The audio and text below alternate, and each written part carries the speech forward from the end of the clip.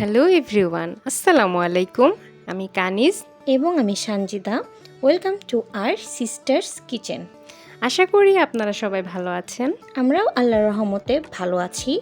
আজকের রেসিপিটি হচ্ছে ডাল পুরি। তো চলুন রেসিপিটি দেখে নিই।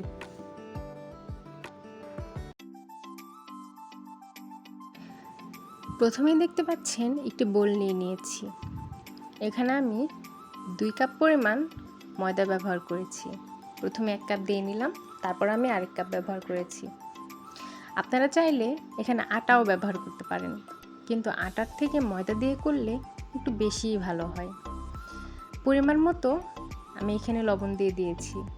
আপনারা যতটুকু পরিমাণ ময়দা ব্যবহার করবেন তার পরিমাণ মতো আপনি লবণ ব্যবহার করবেন। আর টেস্ট বাড়ানোর জন্য সামান্য পরিমাণ চিনি ব্যবহার করেছি। চিনি, লবণ এবং ময়দা একটু ভালো করে মিশিয়ে নেব। মেশানো হয়ে গেলে এখানে আমি তেল ব্যবহার করব। প্রত্যেক কাপ ময়দার জন্য আমি 2 চামচ করে তেল ব্যবহার করেছি। প্রথমে আমি 2 চামচ দিয়েছি, দিয়ে আমি একটু মাখিয়ে নিয়েছি।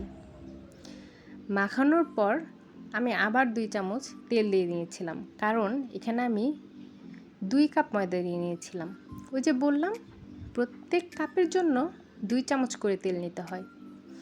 নেওয়ার পর যখন দেখবেন যে মাখাতে মাখাতে এটা এই পর্যায়ে চলে এসেছে যে মুঠো করছি তারপর ঝুরঝুরো হয়ে যাচ্ছে না, তখন আপনারা বুঝবেন যে এটা প্রপারভাবে হয়ে গেছে। দেখুন আমি কিভাবে করছি। মুঠো করার পর আমি আঙ্গুল দিয়ে আস্তে করে একটু চাপ দিচ্ছি, তাহলে ভাঙছে, তাছাড়া কিন্তু ভাঙছে না।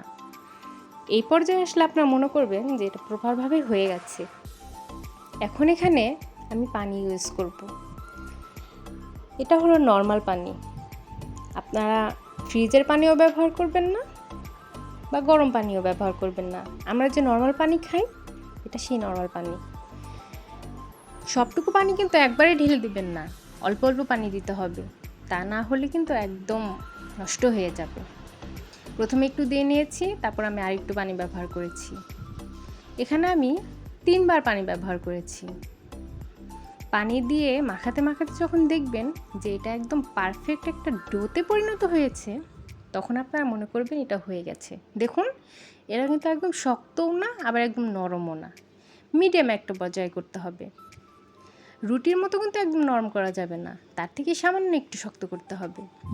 তো এই পরিমাণ আমার পানি বেঁচে গেছে। তারপর আমি হাতে একটু সামান্য পরিমাণ তেল দিয়ে উপরে মাখিয়ে দিলাম। মাখিয়ে দেওয়ার পর একটি তোয়ালাতে আমি পানি দিয়ে একটু ভিজিয়ে নিয়েছি। ভিজিয়ে নিয়ে আমি উপরে রেখে দিলাম, যাতে ডো শক্ত না হয়ে যায়, নরম থাকে। তারপর আমি একটি বাটিতে একটু ডাল দিয়ে নিয়েছি। ডাল দিয়ে ভালো করে একটু ধুয়ে নেব, ডালে যাতে কোনো ময়লা না থাকে। ধুয়ে নেওয়ার পর আমি আগে থেকেই চুলায় একটা কড়াই বসিয়ে দিয়েছিলাম। সে কড়াইয়ে আমি ডালটাকে সিদ্ধ হতে রেখে দেব। তো আমি ডাল দিয়ে দিচ্ছি। ডাল দেওয়ার পর এখানে অন্য কোনো মশলা ইউজ করব না, সামান্য একটু হলুদ ব্যবহার করব আর একটু লবণ দিয়ে আমি এটিকে একটু নাড়াচাড়া দিয়ে ঢেকে রেখে দেব। দেখতেই পাচ্ছেন আমি এইভাবে করছি। আমি ঢেকে রেখে দিলাম। এটা যখন সিদ্ধ হয়ে যাবে, এই পর্যায়ে চলে আসবে, তখন আমি নামিয়ে নেব। এরপর আমি একটু রসুন ব্যবহার করেছি, একটু পেঁয়াজ আর একটু কাঁচামরিচ। আপনারা যদি কাঁচামরিচ না দিতে চান, আপনারা শুকনো মরিচও ব্যবহার করতে পারেন। আমি দুইটাই ব্যবহার করেছি। চুলায় আমি একটি কড়াই দিয়ে নিলাম, এখানে একটু তেল দিয়ে নিয়েছি, মানে আমাদের ডাল ভাজতে বা বাগার দিতে যতটুকু পরিমাণ লাগবে। দিয়ে দেখবেন যে ঠিকমতো গরম হয়ে গেছে কি না। তারপর আমরা প্রথমেই রসুন দিয়ে নিলাম। রসুনটা হালকা বাদামি হয়ে আসবে। বাদামি হয়ে আসার পর আমরা এখানে পেঁয়াজ দিয়ে দেব।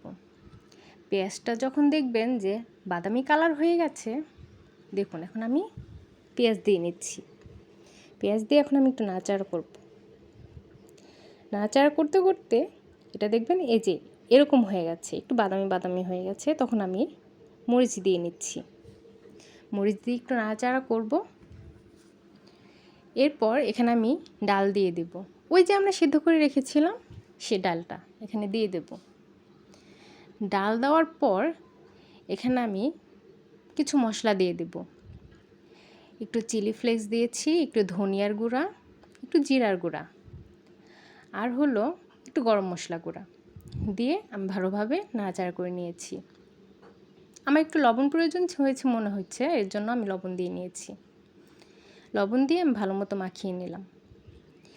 এটি যখন এরকম বাইন্ডিংয়ে চলে আসবে, মানে একদম ঝুরঝুরাও হবে না, আবার একদম মাখা মাখাও না, মিডিয়াম একজন পর্যায়ে আসবে, তখন আমরা নামিয়ে নেব। ওই যে আমরা প্রথমে যে ডো মাখিয়ে রেখেছিলাম, সেটা এখন আমরা নিয়ে নেব। নিয়ে আবার একটু মাখিয়ে নেব। মাখিয়ে নেওয়ার পর আমরা এটিকে ছোট ছোট করে লেচি বানিয়ে নেব।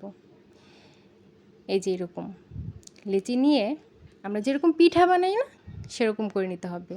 কিন্তু মাঝখানে একদম কিন্তু পাতলা করা যাবে না, একটু মোটা রাখতে হবে। আমরা যেরকম দোকানে খাই, ডালের পরিমাণ থাকেই না, কিন্তু আমরা বাসায় কেন ওভাবে বানাবো? আমরা ডালের পরিমাণ একটু বেশিই দিয়ে নিয়েছি।